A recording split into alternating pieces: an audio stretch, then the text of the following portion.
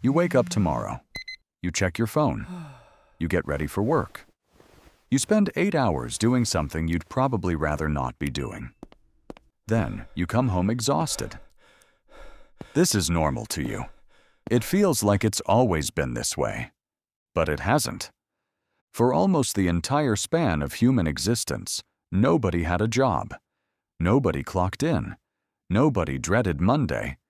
And yet humans survived, raised children, built friendships, and thrived for hundreds of thousands of years without a single paycheck. So what were they actually doing all day? The answer is far stranger than you'd expect. Let's go back roughly 300,000 years. Homo sapiens has just appeared. There is no agriculture, no cities, no currency, no bosses. For the next 290,000 years or so, almost every human alive lives as a hunter-gatherer. You'd assume life was a constant, exhausting scramble for survival. Wake up hungry, search for food all day, barely survive, collapse from exhaustion. Repeat. That assumption turns out to be almost completely wrong.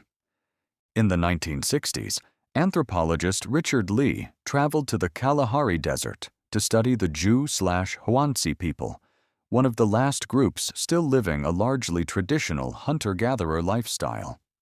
He wanted to measure exactly how much time they spent finding food. He expected to find a population working from dawn until dusk just to stay alive. Instead, he found something shocking. Adults spent around 15 to 20 hours a week on subsistence activities, hunting, gathering, preparing food. That's it.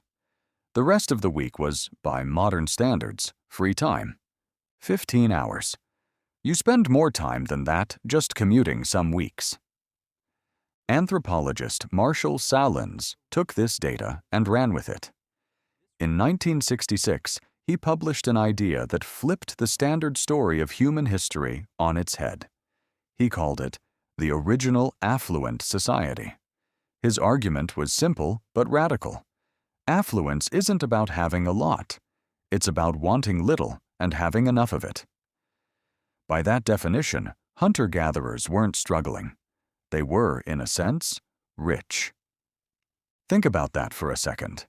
Rich, without money. Rich, without jobs. So if they weren't spending all day hunting for food, what were they actually doing with the rest of their time? Sleeping, for one. Studies of remaining hunter-gatherer societies suggest people rested more and more flexibly than the average office worker today. No alarm clocks, no shift schedules. Sleep came in patches, sometimes broken into 2 phases across the night, sometimes filled in with an afternoon nap. They also spent enormous amounts of time on something you might not expect, doing nothing in particular, together. Anthropologist James Suzman, who spent years living with the Jew/Huansi, describes long stretches of the day spent in what looks, to modern eyes, like idleness, sitting, talking, telling stories, grooming each other, playing with children, resting in the shade. There was no concept of wasting time because there was no separate category called work time to waste it from. This is where it gets interesting. In your world, rest is something you earn after labor. In their world, rest wasn't earned. It was simply part of being alive, woven in alongside everything else, with no clock deciding when one stopped and the other began. Storytelling filled huge portions of these free hours. Anthropologist Polly Wiesner analyzed recordings of Huansi conversations and found something telling. During the day, most talk was practical. Complaints, gossip, coordination. But once night fell and the fire was lit, the subject shifted almost entirely to stories, myths, legends, tales about distant relatives and ancestors and long-past events. Why does that matter? Because stories, it turns out, may have been doing serious social work. Wiesner's research suggested that firelit storytelling helped strengthen bonds across a wide social network, transmitted cultural knowledge, and even encouraged empathy and cooperation between people who might otherwise never interact closely. In other words, what looked like idle chatting around a fire was actually one of the most important jobs going on. Except nobody called it a job. Nobody got paid for it. It happened because it was woven into the rhythm of being human. Then there was play. Children in hunter-gatherer societies weren't sent to school for 8 hours to prepare for a future career. They played, constantly, and through play they learned everything they'd need. How to track an animal. How to identify a plant. How to read the weather. How to settle a disagreement.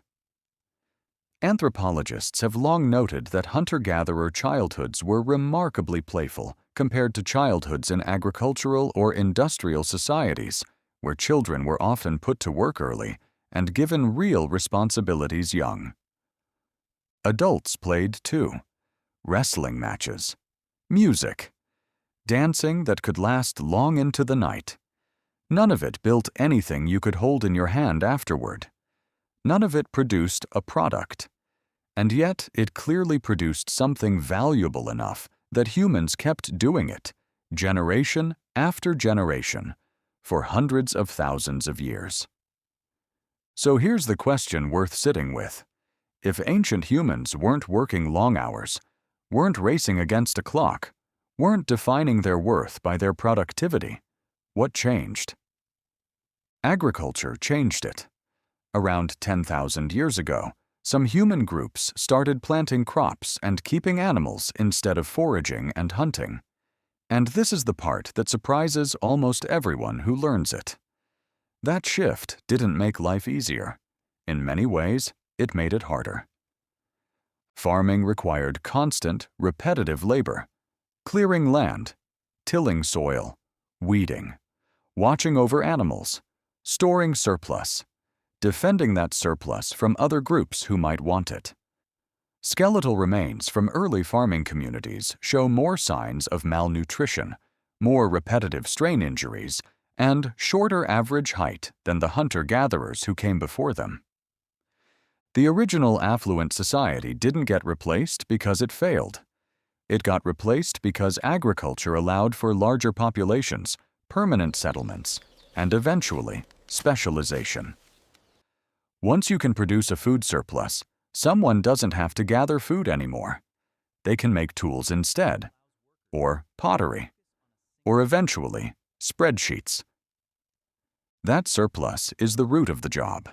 Somebody grows enough extra grain that other people are freed up to do something else entirely, and in exchange, they need a system to divide up what's produced. Trade, then currency, then wages, then, eventually, you, filling out a timesheet.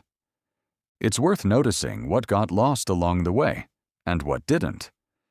You still crave rest, unstructured and uninterrupted by an alarm. You still crave stories, which is part of why you binge shows at night instead of doing something productive. You still crave play, which is why games and sports and dancing never went away, no matter how industrialized the world became. You still crave sitting around with people you care about, doing essentially nothing, because for nearly the entirety of human history, that wasn't laziness. That was the whole point of being alive. None of this is an argument that ancient life was paradise. It wasn't. There was danger, disease, and real hardship. But the myth of constant, exhausting labor before agriculture turns out to be almost backwards. For most of human history, work was a small slice of the day, and everything else, the resting, the talking, the playing, the storytelling by firelight, wasn't a reward for surviving. It was survival. So tomorrow, when you check your phone and get ready for a job that didn't exist for 97% of human history, Remember this: you're not doing something ancient. You're doing something new. And somewhere underneath the schedule and the deadlines, there's still a version of you that just wants to sit by a fire, tell a story, and do absolutely nothing at all.